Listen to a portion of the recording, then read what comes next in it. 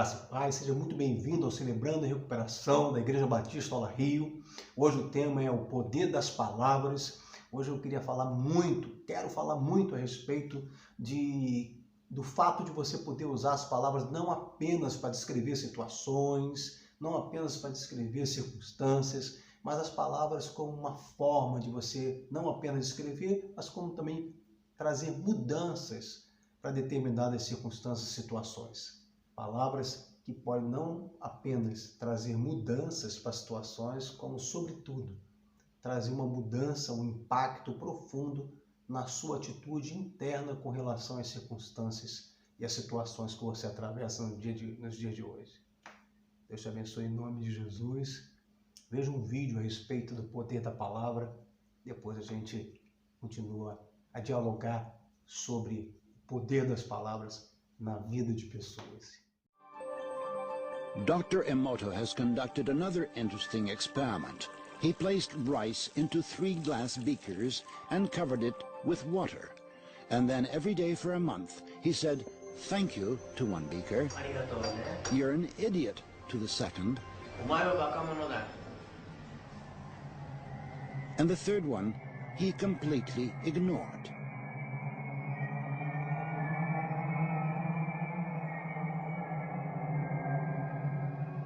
After 1 month, the rice that had been thanked began to ferment, giving off a strong, pleasant aroma. The rice in the second beaker turned black, and the rice that was ignored began to rot.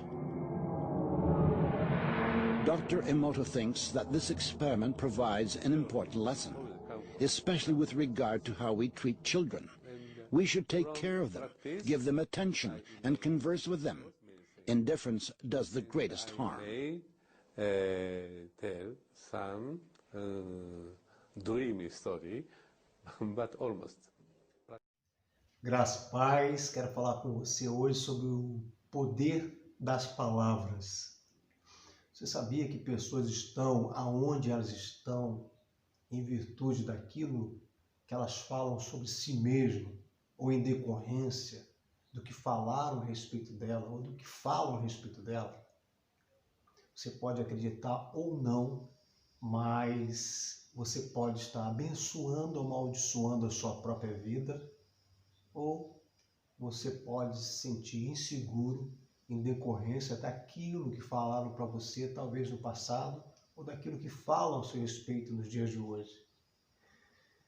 Quero falar algumas coisas importantes, 3 coisas importantes. A primeira é que você pode estar estagnado na sua vida em função daquilo que você fala sobre si mesmo. Bom, imagine você o tempo todo depreciando a sua própria vida. É possível, muito possível, que você convide para dentro de si, por exemplo, a baixa autoestima. Ou talvez você esteja falando a respeito das circunstâncias, do contexto de vida que você vive, da dificuldade que você vive. Você esteja declarando palavras muito negativas. É possível que também você esteja convidando para dentro de si a dificuldade. É possível que você esteja abençoando ou amaldiçoando a sua própria vida. É possível que você tenha se sentido amaldiçoado ou abençoado por alguém. Isso é possível.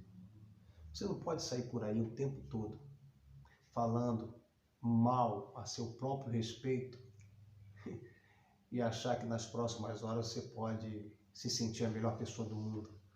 Você também não pode sair por aí falando coisas negativas a respeito das circunstâncias que você vive, esperar que nas próximas horas você tenha ou aconteça coisas positivas na sua vida. Você não pode sair por aí dando ênfase à escassez, declarando a escassez e achar que nas próximas horas, nos próximos dias, você possa colher a abundância de Deus.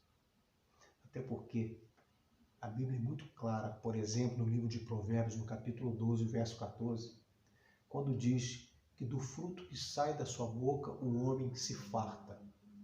Veja bem, A Bíblia diz que eu me alimento daquilo que eu falo. Aquilo que eu falo nutre a minha vida interior. Bom, existem tipos de alimentos. Eu posso me alimentar com uma boa comida, posso ficar forte, bem alimentado. Eu posso comer de uma comida ruim. Isso pode debilitar minha saúde, pode me enfraquecer. Bom, pense muito bem sobre aquilo que você fala de si mesmo. Pense muito bem sobre aquilo que você fala sobre o seu contexto de vida, sobre circunstâncias do seu dia a dia. Segunda coisa importante é sobre a sua estagnação com relação ao que falaram a seu respeito. Como pessoas podem estar estagnadas em função daquilo que um dia falaram a respeito dela? Pessoas podem estar sofrendo muito nos dias de hoje em função das palavras lançadas sobre a vida delas. O livro de Tiago, no capítulo 3, no versículo 10, diz que da mesma boca procede bênção e maldição. É muito interessante você começar a fazer esse tipo de análise, para você perceber que determinadas situações que acontecem na sua vida têm impactos profundos em função daquilo que foi dito para você, talvez na sua infância, na sua adolescência.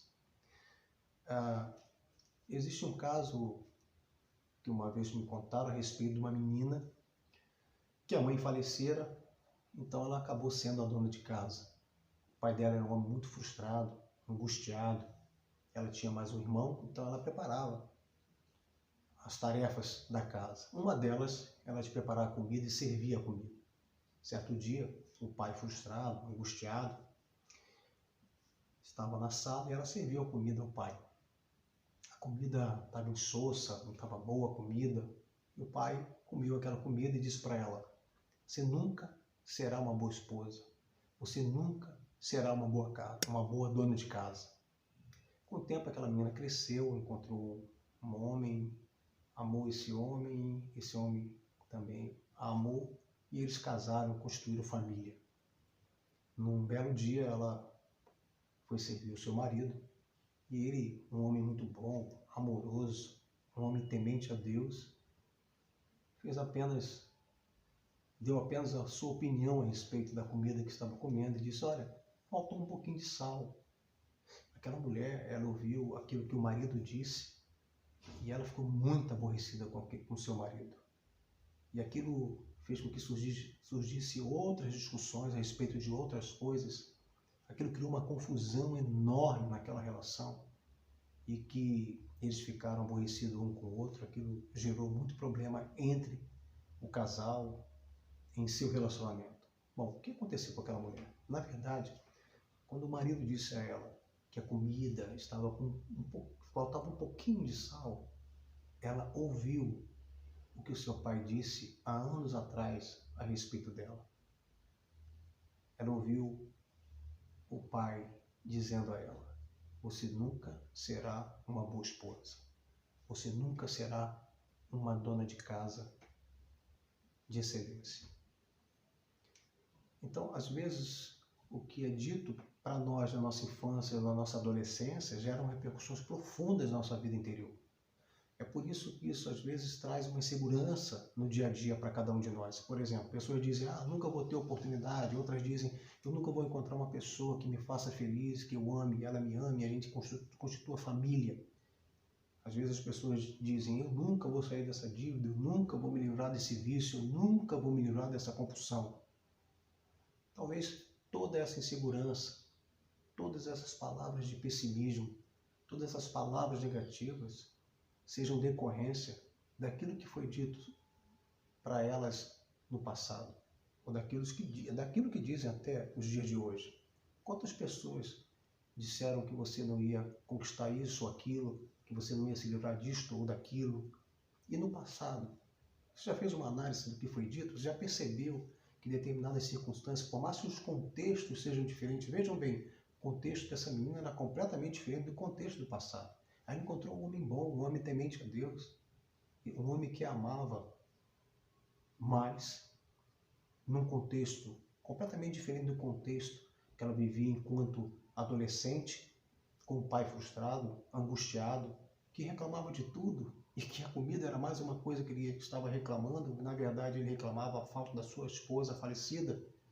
O contexto era outro, mas aquilo que foi dito lá no passado fez com que despertasse nela ou provocasse nela um desequilíbrio gigante por causa da palavra lançada no passado pelo pai dela. Bom, a Bíblia ela é muito clara.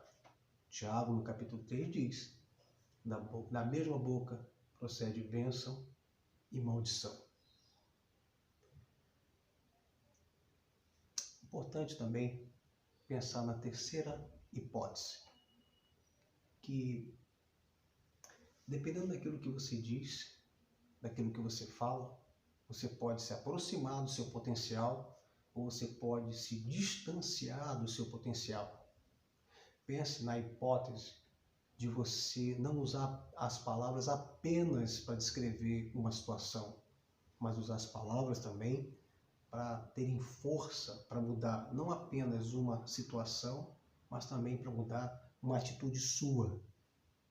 Eu lembro do livro de Números, quando Moisés enviou 12 dos seus líderes para irem até a cidade de Canaã e observarem ali a condição da cidade. Espiarem se ela estava habitada por outras pessoas. E elas voltaram e das 12, 10 unanimemente apresentaram o seu relatório e disseram a Moisés: a cidade é fortificada e os homens que habitam aquela cidade são muito fortes. Perceba, o que eles estavam dizendo? Moisés, não dá. Há uma dificuldade grande, nós não temos condições, ainda que Deus tenha dado a cidade como herança, nós não vamos possuir aquela terra. Não temos condições, as pessoas são muito mais fortes do que a gente. Não temos condições. Mas Josué e Caleb apresentaram um outro relatório. Apresentaram uma outra visão e disseram a Moisés: Senhor, subiremos e possuiremos aquela terra e prevaleceremos contra eles. Bom, tanto Josué como Caleb, eles sabiam da dificuldade, eles eram racionais e realistas com relação à situação da cidade, à habitação dela, e que aqueles homens eram realmente fortes, grandes, e a cidade era fortificada. No entanto, apesar de eles saberem da dificuldade, eles não se alimentaram do pessimismo e de palavras negativas, porque eram homens inspirados por Deus e sabiam que aquela terra foi dada por Deus. Então eles disseram: subiremos e possuiremos e prevaleceremos contra eles. Ou seja, a palavra prevalecer significa que haveria luta e haveria dificuldade, mas eles iriam conseguir vencer e eles declararam isso. Veja como você pode se alimentar daquilo que você descreve ou daquilo que você fala. Por último, eu quero encerrar contando um episódio de Jesus e seus discípulos. Certa vez, Jesus, reunido com seus discípulos, percebeu que seus discípulos estavam preocupados com a provisão de Deus. O que seria deles durante aquela caminhada ou durante aqueles dias, aqueles anos com Jesus? Como Deus iria resolver para suprir as necessidades deles? Então Jesus percebeu a preocupação dos seus discípulos e disse: não andeis ansiosos, dizendo o que comeremos ou o que beberemos. Veja, Jesus disse assim: não andeis ansiosos, dizendo. Jesus sabia perfeitamente que as pessoas se sentem preocupadas, que as pessoas se sentem ansiosas. Jesus sabe perfeitamente como nós nos sentimos, quais são os sentimentos que nós sentimos durante uma circunstância difícil, uma situação complicada. Mas Jesus faz uma ressalva aos discípulos. continua fazendo até hoje para nós. Não andeis ansiosos, dizendo que haveremos de comer, que haveremos de beber. Preste muita atenção. Ele não diz para que você não ande ansioso, ele diz para que você não ande ansioso, dizendo. Preste muita atenção. No dia que as circunstâncias forem diversas, no dia da dificuldade, com que você anda falando a respeito de si mesmo. Quero desejar a você uma ótima recuperação, um ótimo crescimento. Quero declarar para você que você é abençoado, que você é ramo da videira, que você é mais que vencedor. Quero declarar sobre a sua vida que você tem o Espírito Santo de Deus, a presença de Jesus. Quero declarar para você que você também tem a salvação em Cristo Jesus, que você é sal da terra, que você é a luz do mundo. Portanto, diante de toda a dificuldade das suas compulsões, toda a sua dificuldade dos seus vícios, toda a dificuldade que você tem de natureza financeira, toda a dificuldade que você tem, faça uma análise, use as palavras para descrever não apenas a situação, mas também as palavras para mudarem uma situação e mudarem uma atitude sua diante da situação. Que Deus te abençoe em nome de Jesus. Até terça-feira que vem, ok? Domingo, 11 horas, culto da Igreja Batista Ola Rio. Daqui a pouquinho, nós vamos chamar você para participar do grupo de apoio, ok? Grupo de homens e mulheres. Que Deus te abençoe em nome de Jesus. Amém.